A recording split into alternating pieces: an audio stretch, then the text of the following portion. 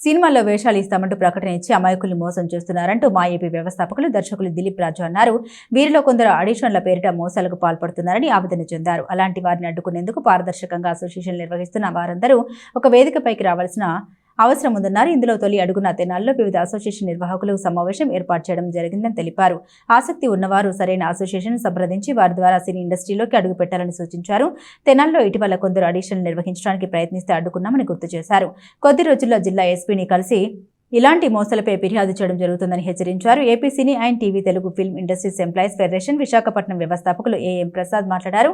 కొందరు cine industry పేరిట association ఏర్పాటు చేసి అవకాశాలు ఇప్పిస్తామని చిన్న స్థాయి కళాకారులకు టెక్నీషియన్లను మోసం చేస్తున్నారని ఆరోపించారు. అలాగే కొందరు నగదును కూడా పోగొట్టుకుంటున్నారని తెలిపారు.